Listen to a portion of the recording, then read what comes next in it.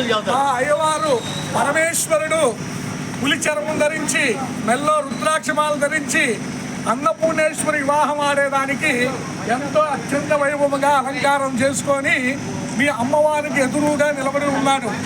మా అయ్యవారిని మెప్పించేదానికి అమ్మవారి తరపున ఉండేవాళ్ళు అయ్యవారికి ఏదైనా మంచి పాట పాడితే ఆయన ఒక అడుగు ముందు వేస్తారంట.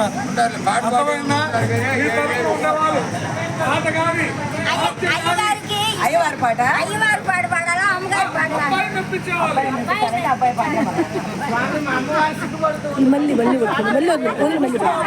ఆడవాళ్ళే కాబట్టి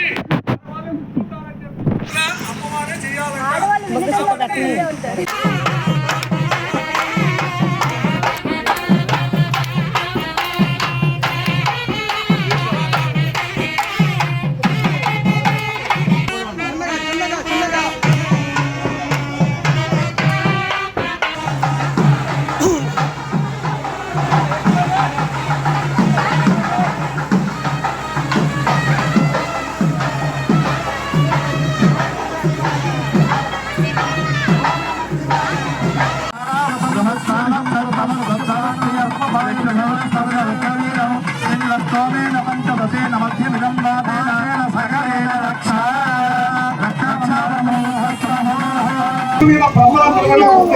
ఆ బ్రహ్మరంగాన్ని తెలుసుకునే సమయమే ఈ పుష్కర సమయము అంటారన్నమాట. ఆ తిరగడంలో ఆ బ్రహ్మరం అంటే ఆ తెలుసు పరీక్ష పెట్టుకుని ఆ బ్రహ్మరంలో అద్భుత పదార్థానికి తెలుసుకుంటున్నాక